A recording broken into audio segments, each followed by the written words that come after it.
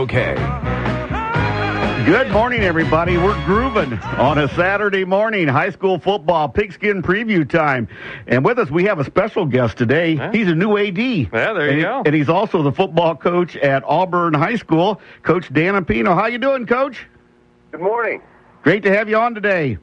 Thank you for having us. You know, when you think about all this, the first night you guys are probably out there doing stuff, we have humidity and high temperatures. Is it football season then? Yeah, typically when you can't stand being in the same room with 30 people, it's football season. The heat and the smell and the space just goes away. So, you know, your first year at Auburn, you told us you might surprise. You guys sure enough did. You win 5 games, make the playoffs. Last year, you tell us that, you know, you guys might be better, but the record might not be as good. You were right again. So if you want to just tell us what your record will be this year, we could probably cut this a little short. honestly, I'm more confused this year than the previous two. We got, I think, a better team, but again, because the conference is better this year and we're still fairly young, I would hate to hazard a guess at this time. You know, you talked about the conference being better. You know, you've been around the conference a while. You know, how strong has it gotten? Because you could really have, you know, a really good team this year, whether it's you or you know, a Guilford team or Harlem, Hononegah, whoever, that could end up with, you know, 5-6 losses.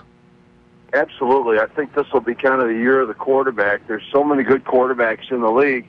You know, on any given night, those guys can make some magic on the offensive end of the field. And, you know, if people stay healthy, it should be an exciting year. And you've got a pretty good quarterback there at Auburn from last year.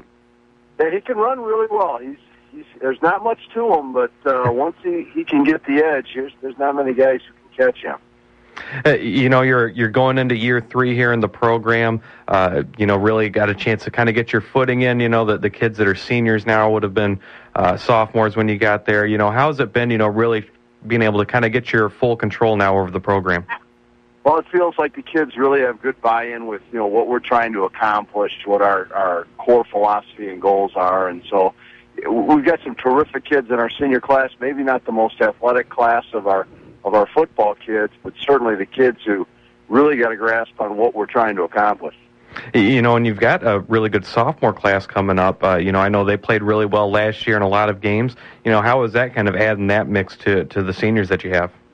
Well, as always, there's a sorting time when they try and figure out what works for them as a group, and they're going through that right now. We had our scrimmage on Friday, and you can just see, you know, we're slowly starting to get it, understand where people are supposed to be, what their roles are, and you know, it's starting to come together, and it's always a fun process.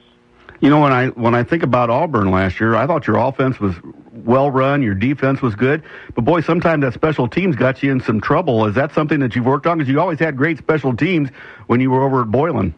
Right, and then it's just one of the things that's just been dormant over at Auburn for a number of years. And we're going to be better on special teams this year. Probably not, you know, the level we had at the last couple of years we had at Boylan, but it's going to be much better this year. Each year it's gotten better, and I know we've got several kickers this year that are far better than anything we've had to this point. And we have some guys in the program who learn how to snap and hold, and you know, that's just one of the things that's kind of absent in the feeders and other area programs that support Auburn the last few years. And thankfully, our middle school guys over at West and Kennedy have done a great job really promoting that aspect of football. You know, one unit that I think has, you know, gotten better each year you've been there is the defensive side of the ball. Not always the biggest defense in the conference, but I think you guys have built a really fast and physical defense. How is that shaping up right now? Well, the box, our interior D-line linebackers looks really good right now. You know, we've got some experience there as well as some guys who can fly to the ball. Our secondary is largely untested and young, so you know, that'll be an area that we've really got to work at, you know, getting experience and not giving up big plays. You know, how tough is that going in with an inexperienced secondary? You know, in the past that might not have been as big of a deal because really you're looking for them to, you know, fly to a runner and just make a tackle there. But with so many quarterbacks now, there's really a lot of offenses that open it up. Truly, the first 2 weeks of the season, we're going to see 2 atypical quarterbacks for high school, and that they both are pass first, you know, run second guys who can throw the ball 40, 45 yards down the field accurately, and then also scramble well and, you know, can sprint out of the pocket. So that's not something you see every year in high school football, and so we're really going to have our work cut out the first couple weeks. Defensively, you guys hit as hard as anybody I saw in the Nick 10. You got some big hitters coming up from the sophomore team. They better be ready when they play you guys that way too, shouldn't they? Well, we hope our kids play with that kind of physicality every week, and I know we've had really good buy-in in the summer and getting our strength conditioning program up to the level that we expect. And if they're really well trained and in great shape, I think it makes it easier to be strikers. Everybody remembers the quarterback coming back for you, but what's his support like on the offensive side of the ball? Well, we returned 3 of our starters on the offensive line. We also returned our leading pass receiver, Juwan Parchman, and the second leading pass receiver, Elvis Miller. So we feel like we have some kids over there who can make big plays. We have a couple of juniors vying for the running back spot who are both elusive kids who run hard. So we have the makings of a young but potentially dangerous offense. When I look at the Rockford City schools last year, one of the best games that I went to was a big game that decided the Rockford City Challenge is when you played Guilford. I mean, that was a very good football game. I know you came out on the short end, but it does show that Rockford City schools can have good football. Yeah, I think Mel's done a nice job over at Guilford raising the bar for the Rockford schools, and we're hoping we're doing the same. Last year we wanted to be competitive in every game. This year we want to be more than competitive in every game. I think one of the awesome things about your program since you've been there the last few years is there's really been an increase in the number of kids that are going on to college, to play football and get that education. Has that been one of the things you've been most proud of as you've gotten there, is really, seeing the number of kids increase that are going on and doing that?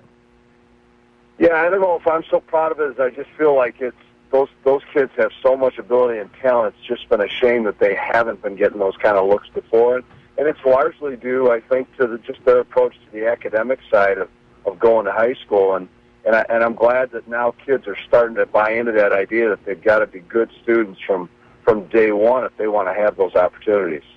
There's a movie that just came out, When the Game Stands Tall. It's a football movie about the team out in California with winning 150 games in a row. If I was doing a movie right now, I would look at this first game this year. You're taking on Boylan, the streak that you started in the Nick 10, and you're coming over with a team that's rebuilding and stuff. Is there going to be a movie ending for the Auburn Knights in that opening game against Boylan?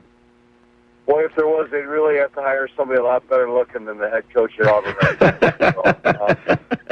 Yeah, I don't know what's going to happen. All I know is our kids are going to leave that game with no regrets and play as well as they can, and then we'll see what happens. So, you don't win the conference in the first week of the season, and when you're playing the traditional powerhouse, you just want to feel like you belong on that field with them, and then compete with them to the very last snap. And we got a shot this year. They're a terrific ball club with a quarterback that's just phenomenal, and I think we've got a chance in spite of those things. We kind of talked earlier about, the depth of the conference. Who do you look at and say, other than Boylan, and say, boy, that's a team, I know everybody sees Boylan and Hononegah there, but who do you look at and say, boy, that's a team that's going to give us some fits?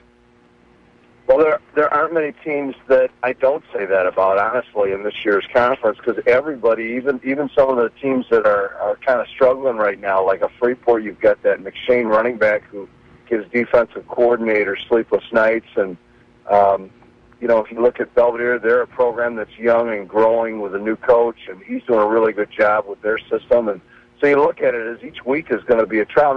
We've needed that in the Nick 10 for a long time to prepare our teams for the postseason. You slid into the athletic director's job over there at Auburn. How does that change your job now with the football team?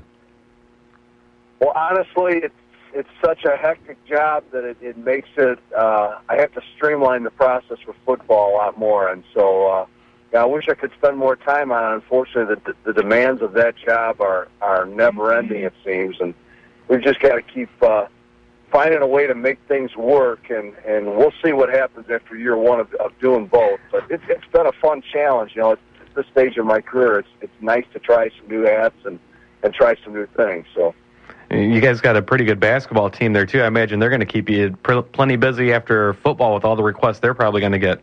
Well, they had a phenomenal summer this year. They're going to be special, I think. Well, Coach, we thank you for taking the time today, and I know that there's not going to be too many people not going to that first Friday night game.